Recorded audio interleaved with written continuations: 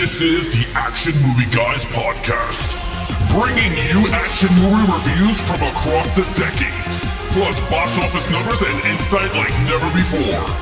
And now, your hosts of the Action Movie Guys podcast, Alex and Nate. Welcome, everyone, to a brand new episode of the Action Movie Guys podcast, episode 247. We are tackling a brand new franchise. We are starting a Marvel movie. That's right. But not one that starts in that universe. One out of the universe. One that started the rated R, I think rated R horror franchise, maybe I could say, with a little thing called Blade from 1998. I'm your host, Alex Figueroa. My co-host is Nate from Netflix Reviews. All right, Nate, because I know last week you gave us a little bit of the insight of you as a kid, how you kept rewatching, but let everyone know, how long has it been since you've seen Blade? So I haven't watched it in a long time. We did a, back when we were doing Should You Upgrade, we did a disc review of this, but I didn't watch the movie. I just put it in and went to scenes so I could look at the audio, the video and stuff, but I didn't sit and watch the whole film. So it's been a long time. Total transparency. Like I said last week, I watched this movie almost every other week when I was in middle school, 7th grade specifically, before school in the morning. So I have seen this movie so many times. However, as an adult, I have not rewatched it much. I've actually seen Blade 2 more, probably. So I'm interested to talk about it because I feel like I saw it with new eyes as a grown-up. Yeah, it's funny. Rewatching it this week, I felt very different about the movie. It was weird. Like, I'm not in a bad way. Sure. Maybe in a bad way, maybe in a good way. But I felt very weird, like, watching it. I was, like, catching a lot of stuff that I was like, man, I hate our scoring system. Because it just destroys a lot of movies. Yeah, it makes it so much bad. Anyway, the last time I seen this movie is when the 4K came out. Okay. That is the last time I watched it. So I remember liking it. I remember the transfer was actually really good, and the audio is really good also on the transfer. For those of you that don't own it, I recommend it. Pick it up. It's still available, I believe. Oh, yeah. Not the steelbook. Nope. You can get the regular cover without the slip. Yeah, regular plastic. The steelbook is all gone. Other than that, let's get right into it with the critics and the audience and see what they say about this first Blade movie. You know what? Every now and then we pull up, I pull up these Rotten Tomato scores and I get a little shock. I get a little surprise. This is one of those times. I was very surprised, not so much with the audience. I was surprised with the critic score, okay? Because I thought this movie was way more popular. It's popular with everyone I know in my age group. Maybe that's why. Because this has a 57% critic score. And I'm like, that's kind of low. I thought this was more well-received than that. It could be one of those things where maybe at the time it wasn't as well-received. And now, looking back, maybe. I don't know. Audience score, much better. 78%. That's more along what I, would imagine. But 57, I was pretty surprised. Yeah. Well, 57 is a very surprising number, especially for this type of movie at that time where club music was very turning into like that. They were using like remixes into techno, like boom, boom, boom, Love when they go in the clubs. I love when they. We'll talk about it in a second. Yeah, we'll talk about it in the movie. All right, so with that said, let's get right into it. Wesley Snipes, lead character Wesley Snipes playing Blade. Oh, yeah. My boy, Simon Phoenix, a.k.a. also Blade. Look, I love him in this movie. I think, I know they're remaking it or rebooting it or whatever, and I love Mahershala Ali. But Wesley Snipes, and especially in the first two, he is Blade. He is Blade. He looks like Blade. He sounds like Blade. He fights awesome. He was jacked in this movie. He has some one-liners, but not too many. And they're used sparingly. You know what I mean? Yeah. So it was good, but I love the character. I think the character is great. I think the whole idea of his mom was bit while she was like pregnant. And so he came out with like abilities of a vampire, and the thirst, but also can go out in the daylight and stuff, which makes him this like boogeyman type character to vampires. Awesome idea. And this is from a comic book. Like you said, this is a Marvel. I think you're right. I don't remember an R-rated comic book movie before this. I would also wager that in 98, a bunch of people didn't know this was a Marvel comic book character. I'm 100% sure of that. Sure, it comes from a comic, but a great source material then, as far as the premise goes. I gave him a 5. I think it's a great character. I do think that they could have done, they gave him enough backstory with the mom stuff, even though it gets a little weird in the third act, which we'll talk about in story. But yeah, I love him. I love Blade. I think he's awesome. I think he looks cool. He fights cool. He talks cool. He does everything cool. He's just a cool character, and I really like him. So I give him a 5. Yeah, I'm with you on this boat. I put a 5 on this guy. I was watching it. I'm like, Wesley Snipes is awesome as Blade. And what's crazy is not many sequels, right? You got 3, but literally you could have made like 8 with this type of character. You could have continued going, or you could have even infused him into this cinematic universe version of the Marvel cinematic. But again, in terms of this movie and where they were going, I think it was the right choice, the right property, the right time for this type of movie. And I could even wager saying that if he never had his shit that he went through, I think Blade could have been continuing on. Or let's just say he did, well, whatever happens with him, I'm still shocked that the character Blade was not introduced to us even earlier. Like with this type of IP. I'm very stunned with that because Wesley Snipes did an excellent job. And you're right, his jacket is cool. His sword is cool. I love his guns. I mean, it's like unlimited ammo, silver bullets. And the only thing you forgot was that, yeah, he could walk the daylight, but he's immune to garlic, silver, everything that vampires are like. He has all of their strengths and none of their weaknesses. Yes, that's what Whisker said. Yeah, he has all of that. Yeah, and that's a perfect blend. I just wish that we got more of that character coming up against more vampires in the films. But I mean, you do get the other sequels, which we're going to talk about. But in terms of this movie, I wanted to see more because there was this one scene in this movie. We'll talk about it because it's one scene in the movie that I was like, they used it, and then that's it. That was like the last time we got that type of feel of it. But we'll talk about it down the line. Wesley Snipes was amazing. I liked him. He has the look, the feel, the mannerisms, and then the fighting style. I thought it worked so well. And you could tell he was having fun with this character on screen at the same time. The only thing I will say is that girl was annoying. The other, I know you didn't bring it up. Yeah, I don't love her either, though. Especially when she stops him from shooting the cop like early on. It pisses me off every time. Even when I was younger, I was like, well, let him. And then when he's like, you got to be ready to pull the trigger.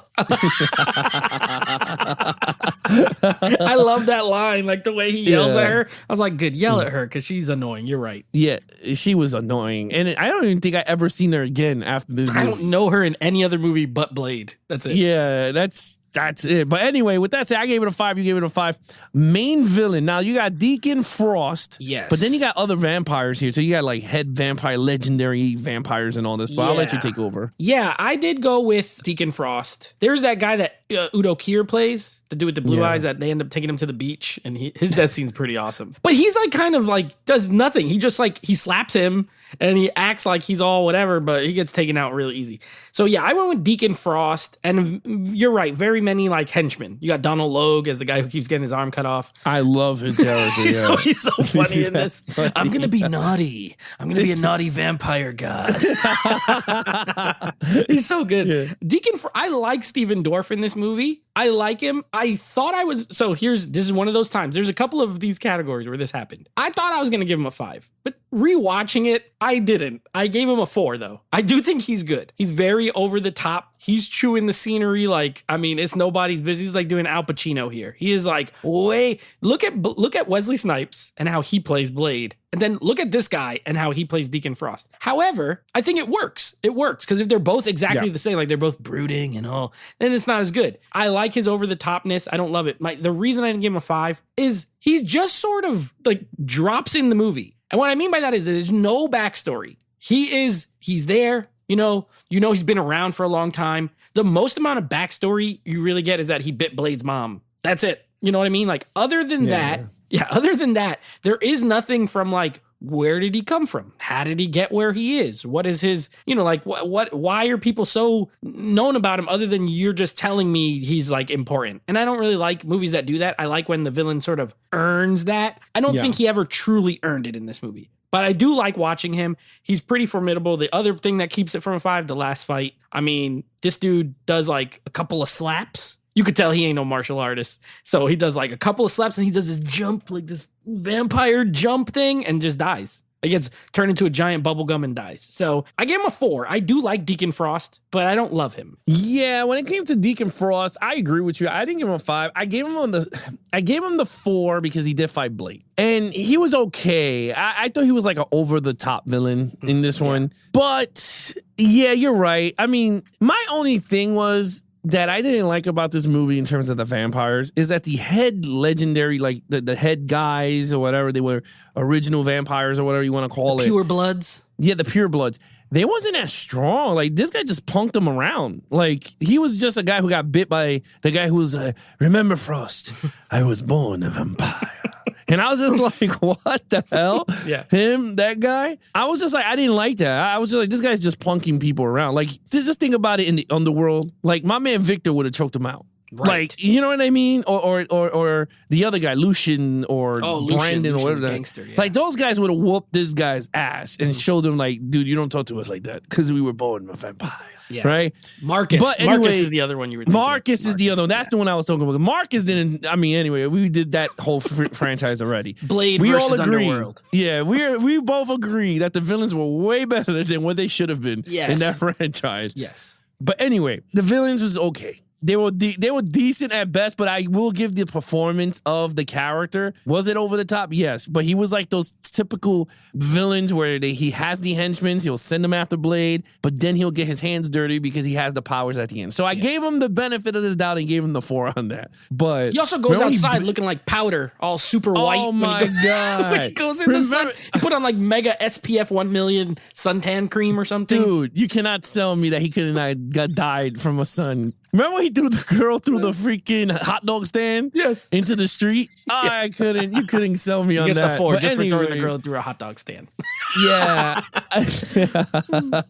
I thought he was good. He was great for the role. Steven Dorff was okay. I never thought he was a good actor, Steven Dorff. Me neither. This is my favorite role He's been in. He was like in 1 or 2 other things. I thought he was okay when he's older, like now. But like early, this was the only thing I liked him in all the way until like 2018 or something like that. My wife showed me a movie with Steven Dorff, and he was a kid. I think it was called The Gate. Or something like that. He was a little kid. Yeah, I remember. He was okay in that. But you're right. He got way better in this one. But yeah, all right. Well, let's get to where I know you want to talk about the action scenes. All right. So here's another one. Now, it didn't necessarily affect my score, but it affected my thought process. I thought this movie had way more action than it does. It is a lot of talking in this movie. And that's fine because when the action does hit, it's freaking awesome. I love the opening in the club. This movie has 3 or 4 extremely memorable scenes. Like extremely, like if you see this movie in 10 years, you'll remember that scene in the club when the sprinklers are spraying blood everywhere and Blade just shows up and just starts killing everybody while that techno music plays? It's awesome. I love the part where he's standing on the wall and throws a little boomerang thing and he catches it after he kills the other one. Look, the director, Stephen Norrington, he made this guy look like $1 million in these action scenes. He really did. He looks like $1 million. I love that action scene is great. I love the one where he fights the little girl. Doing the karate fight with the little girl vampire. Awesome. Yeah, there's a lot of good action scenes, really well done. There's the shooting scene when he shows up with the guns, like the gun you were talking about with it kind of looks like a Uzi, but like different. I don't know, it looks like a big square, like a block. It's awesome. My only gripe, it didn't hurt the score, but my only gripe is the finale. I love when he bites her and gets on steroids and fights all the vampires, but the last fight is pretty underwhelming. The Steven Dorff fight. It's pretty underwhelming, honestly. I still gave it a 5 though, because this the way it's shot, the way it looks, the way it sounds. Wesley Snipes, like I said, he looks incredible. 5. I'm jumping on that bandwagon, bro. I gave it a 5. It was the, how do you say it? The action scenes when they pick up, it's not like they pick up a little bit. Mm-hmm. When Wesley Snipes is fighting these guys, he is actually literally kicking their ass. And I liked it. It's not like the typical superhero movie where they punch him and they have super strength and they fly. Not superhero, vampire movies where they show their strength and speed. Wesley Snipes didn't. You see certain scenes that when he punches them, they'll fly through the wall, like when he kicks them really hard. I'm like, that's cool. But when he's doing the Kung Fu, it's like a Kung Fu movie. He's literally doing it. I love the scene that he's walking that building where he's walking through the building and he's just fighting all these dudes. Mm-hmm. And then they start tasing him. Yeah. That scene is, to me, is one of the best fighting scenes in the movie. Then you have the other one where Whisker saves him. Mm-hmm. Remember, he was like, "You always have a plan." And then he drives through the wall. Yeah. And then he's helping them out. He's shooting everyone. Yeah. I thought that scene was really good. The bloodbath scene is the best scene in the movie. I don't care. Anyone can tell me. Yeah, you have that whole fight scene that he's fighting and he has the swords and he's doing that. That's all cool and dandy. But that blood, to open up a movie where a hot chick takes a dude and you're going into a club and then you see a DJ with a bloodbath sign in the back. And then you start to hear New Order's music, the boo-ba-doo-ba-doo, and you're like, oh my God. And then all of a sudden you see Bloodbath. And I love the way he did it because it didn't look fake. I love like how everyone was drenched in blood before they turned into vampires. Like it didn't happen instantly. Like he had to walk around. He's like, oh. And then you saw that. And then they kicked him and then he crawled to bleed. And they went, oh, it's the Daywalker. And I said, oh my God, they all knew they were going to get their asses beat. And I love that joint.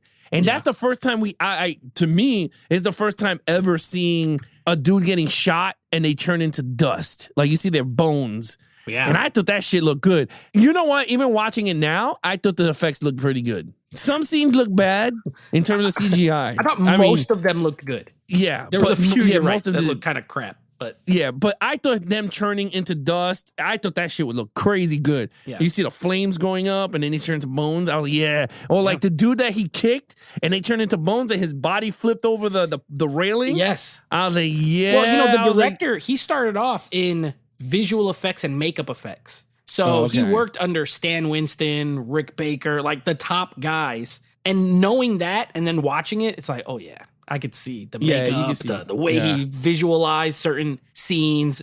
Totally. Yeah, like that was great. I said, oh my God. I was like, that's good. The scene in the train station when they're running in the train station. Puts them on the thing. Yeah, I thought that was pretty cool. I mean, it looked cheesy, but I thought that was actually pretty cool for like a man. And then he cut his hand. Again. And he went, and he runs away always makes me laugh. He like goes, and he like turns around and runs. My thing that I laughed the best, like I laughed so hard, is when Steven Dorff, when he goes, you want me to go do? And he has all this thing that he throws in, and Steven Dorff goes, yeah, and then he got this, he goes, that, shut up. Because he knew what he was talking about. He's like, yeah, he got the gun, he has the knife that does this, and he goes, that. Deacon Frost is hilarious. Yeah, I thought that was funny. That was one of my funny scenes. But anyway, with that said, we gave it a 5 across the board. All right, storyline. All right, here we go. I don't want to get controversial here. I don't want anybody to send me any hate mail. But I honestly think this story is just fine. Let's be real. Let's be real. Let's be really real. Let's get real here, Alex. Let's get real. This storyline is just fine. Like, it's just fine. It's not amazing. This movie's great and I love it. But it's not because it's an amazing storyline. Like, oh, this, they don't do it to me. And I love vampire movies. They don't do enough with the lore, in my opinion. They really don't. They just say stuff, when they introduce a familiar. Okay, he explains what that is. But then they don't really do enough to go into the history of how these vampires, have kind of attained what they have. He's walking with the girl and he just says, oh yeah, they own the police force and they're in the government and they're in the thing and they're in the that and they're in the construction or whatever. And that's it. They just say, that's it. That's all you get. Like, they're in it. Okay. I would understand. They've been around for a long time, but like, I feel like a little bit of more lore would have helped. I think Steven Dorff's motivation is, I hate that. I hate the whole blood god thing and it's not explained at all. La Magra. What is it? It's going to be where these guys line up and they get hit by lightning bolts and then their skeleton fly out of them. Like, I don't know. I feel like they didn't explain it good. Also, the real reason that I give this score what it is, it's the third act. It is the most boringest third act. I think the first 2 acts of this movie are great. I do. Like, leading up to, and you're like, okay, we're going to get some good, this third act, we're going to get some information. We're going to get some action. No, they go to this stupid tomb thing and they're there. It feels like they're there for an hour, honestly. Like, it really slows down a lot. I gave it a 3. I know it sounded more negative than a 3, but it's a 3. It's good. The first 2 acts are great. I love the whole detective kind of thing where they're trying to figure, like, where is Deacon Frost? I love when they go to Pearl and they fry him with that thing, that big blob of a vampire. Oh, yeah. His little voice and stuff. And then he still tries to act like he doesn't know. He's like, well, they didn't tell me. He gets fried again. Like, you know, I love all that. But then the end result to me is just like, ugh, it's kind of a whimper. So I gave it a 3. All right. So you said something. Here we go. That I agree with. It's boring. I'm sorry. The action scenes are great. Yes. Blade is amazing. Yes. My God, the storyline is boring as hell. I was falling asleep. I had to see the movie in 2 parts because we started watching it one day before. So like the first day we watched it, I was like, yeah, this is cool. Halfway through the movie, I started to fall asleep and I was like, all right, I got to watch this. So I was like, we're going to watch it tomorrow morning. And we continue watching it. And even my wife said, she goes, you know what? She goes, this movie is good for what it is. Yeah. But she goes, the storyline is not. It's not. Like, it's just not. And I was like, yeah, I couldn't even. You're right. It's like useless information in this movie. And yeah, I agree. There's stuff that's a hit or miss here and there. Like Blade's mom coming. Like, what the fuck did that come from? Like, Blade's mom was alive after giving birth. Like, okay, great, she's a vampire. I understand. But, like, that didn't resolve well. Like, he stabbed her. Which I was just like, you should have just did it before. This made no damn sense now. You're right. Stephen Dorff's like motivation made no yeah, okay, I understand where he's coming from. We're at the top of the food chain and all this BS he was talking about. Yeah. But like the elder vampires, the purebloods didn't do shit to him. And I literally, and I don't want people to be like, oh, you're nitpicky. I'm not nitpicky. It's a very boring movie. We're going to do 2 other movies into this franchise that I think did 3. I believe 2 had the best storyline. And I don't want to give away everything to anybody, but just to be honest, 2 had the best storyline between the 3. I agree. I think since this is the first of the franchise, it catapulted the movie IP. Great. But honestly, you can't tell me that you sat there going, this is a great story. Amazing story. A great tale of vampires across generations. No, it ain't. No, it's not. It's not good at all. Like it could be me. Maybe other people think differently or whatever. Yeah, this is a boring story, and it's crazy because like we rewatched it I rewatched it when the 4K came out, and I was like, wow, this is actually pretty good. But when you slap breaking down each of the parts, that's where you hurt the movies. Yeah, and it did not work for me. So anyway, I gave it a 2 for decent story. All right. I think it's a decent story. I respect it. You gave it a 3 for good. Yeah. Overall. Well, here's where we're going to go back up a little bit because at the end of the day, you know what this movie has that it may not have a great story and it may be kind of boring at times, but you know what this movie actually really is super cool. It is a cool flick. And this is pre-Matrix. Like Matrix came out in 99. This came out in 98. You know, the whole black leather in the clubs, the techno music, like that became super popular shortly after this. And I feel like this was a little ahead of its time, honestly. I think it's super cool. I think Blade is a cool character. Wesley Snipes nails it. I love Whistler. I think Whistler's an awesome character as well. Yeah. As like his white dad who like helps him out and does stuff with him, you know? As his white dad, I think he's great. I love Chris Christopherson too in the role. Like I think he's really good. So yeah, it's a really cool movie. It looks cool aesthetically. I think it's shot really well. I think the action scenes are shot well. Again, I love anytime Blade, like Stephen Norrington really made this guy look like $1 million. Every time when he shows up in the bloodbath and you just get his foot and then it pans up and he looks awesome. Then when even when he's talking with her and he puts the sword, like the way he puts his sword behind his back and everything, cool. When he jumps off the thing and lands on the thing and looks up, cool. Like he looks cool all the time. So there's a lot of elements I still really enjoy about this movie. But as a grown-up, I don't like it as much as I did when I was a kid, but I still like it. I will definitely watch this movie again in the future at some point. The action scenes are killer. I gave it a 4 overall. I really enjoy this movie, and I do have a lot of nostalgia for it. That could factor in, so whatever. But I think it's got a great lead character, great action. It's just, don't watch it for the story. It's one of those movies where if you go on your phone and like Google stuff, you won't miss anything. Just look up when they start fighting, and you'll be fine, pretty much. So I still gave it a 4. Yeah, I mean, look, you're right. I gave this movie a 4. This movie's not cool, my friend. This movie has something that I call the itchy yaya. This movie's really Put that on a t-shirt. I'm gonna put that on a t-shirt. This movie has the itchy yaya. In terms of action is what made this movie amazing. The bloodbath scene is what made it amazing. Blade's like wittiness when he's speaking to this girl is actually pretty funny. Yeah. And the way he talks is actually pretty funny with Blade. Because it's not like a typical like action hero, superhero talk. It's like, girl, you better know what you're talking about. Right? You're right. It's like one of those like I don't know what you call it, like a hip, not hip, but like a gangster. Tell them it's open season on all suckheads.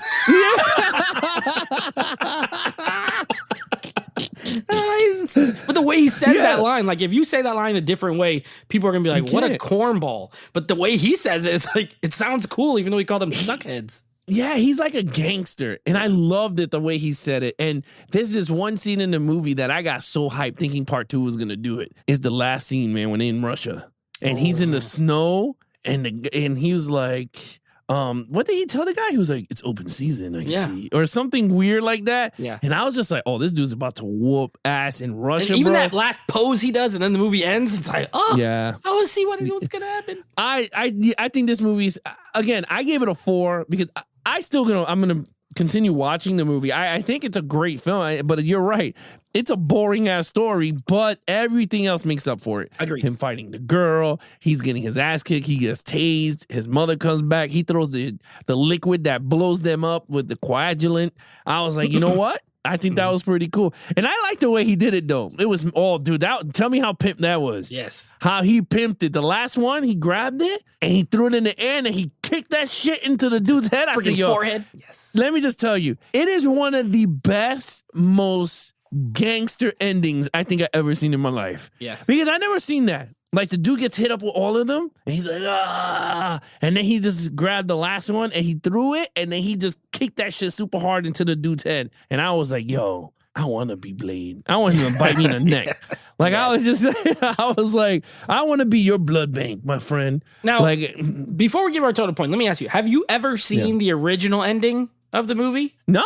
Okay. No. So the original ending, and it was cool too, don't get me wrong. This version of the fight is better than the original, is horrible. Okay. It's like the freaking, the Stephen Dorff, there's like all this blood and like he's floating around in it like a ghost. Like it is atrocious. But the very last shot in the original ending is awesome.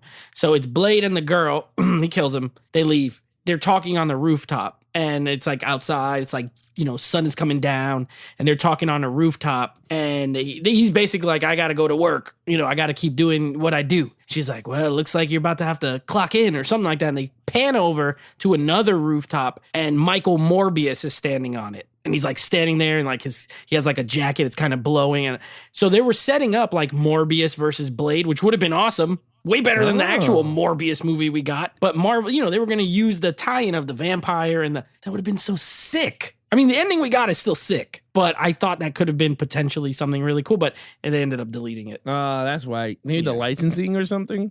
I don't know. I know they didn't cast an actor in the role. The director actually put on the costume and went and stood on the rooftop. It's like a wide shot. You can't really, but it was Michael Morbius. I don't think so. I think once they changed creative teams for the second movie, and we'll talk about that then, they just went in a whole other direction, which it works, but still. Way better, yeah. But it could have been also cool to see him fight. Even if part 3, when we get to that, Morbius would have been a better villain. Maybe. Oh, yeah. You never know. All right. What's your total points? Oh, my total points are 21 out of a 25. Love this movie. Loved it since the 7th grade when I first saw it. Memorable, like I said. Super memorable scenes. The fat guy, memorable, getting fried with the flashlight. I'll never not remember it. The bloodbath scene, memorable. And Stephen Dorff turning into a big bubblegum and exploding, memorable. 21 out of 25. Yeah, I gave it a 20 out of a 25. I think the movie still holds up. I think it's great. It's just the storyline is just blocks. And it's 2 hours. It should have been 90 minutes. Very draggy. Should have been 90 Very minutes. draggy movie. Yeah. Could have cut out my favorite scene, I didn't say my other favorite scene though, before we go, is when the girl,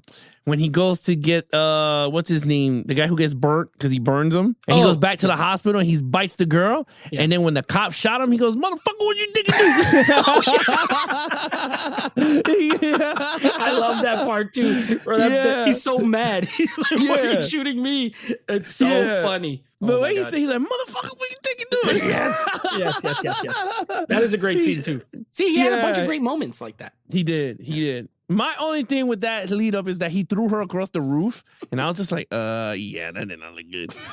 But I always like that scene. It's always so funny because he gets really mad, like, he shot because he got shot up, but like it was just so funny. And then the cops still ran off. That was funny. Oh man! But anyway, Nate, what is coming up next? Okay, so next week we are continuing with next episode, sequel month, where we are doing sequels of movies we reviewed months and years ago in some cases, and we're going to be doing Kick-Ass 2, which I believe is a first-time watch for you. So we're going to be doing that, and then of course next week, Blade 2. I love me some. I'm calling it right now. I don't care. Spoiler alert. I love me some Blade 2. So very excited to I haven't seen it in a long time, but I love it. Question: do you know who directed it? It's Guillermo del Toro. That's why everybody likes it. One of the best. That's why everybody likes it. That's why it's amazing, because that guy knows how to tell a story. That's why. Well, he knows how to tell a story, and he knows how to make them visuals look great. And I want to watch it right now. I feel like putting it in now and then watching it again right before. That way I could just have it soaked into my brain. And I'm not going to give away as much, but I would say this, though. When anyone thinks of Blade or talks about Blade, it's always Blade 2. They always talk about Blade 2. That's like the staple of what Guillermo del Toro stamped on that franchise. Well, which they should have kept him for 3, but whatever. It is what it is. Yeah. Part 3 was directed by David Goyer, who wrote this first one. He's a terrible director. He's a mediocre writer and a terrible director. So that movie is a bad writer. Triple H, baby. So that'll be in 2 weeks to get some Triple H. All right. Anyway, with that said, guys, if you want to follow us in our social media accounts, please follow Nate over Instagram at NateFlix Reviews. Check out the podcast with him and his friends called NateFlix Movie Reviews. Anything Action Movie Guys, head over to Instagram at Action Movie Guys Podcast, or follow us on YouTube at youtube.com/Geeks and Flicks for video versions of the podcast or anything we do, whether it's out boutique label reviews or out of the theater reviews or 4K disc reviews, and in our lives every other week. You guys can check out some fun stuff there. Other than that, I'm your host, Alex Figueroa. He is Nate from NateFlix Reviews. Be awesome to each other and geek out.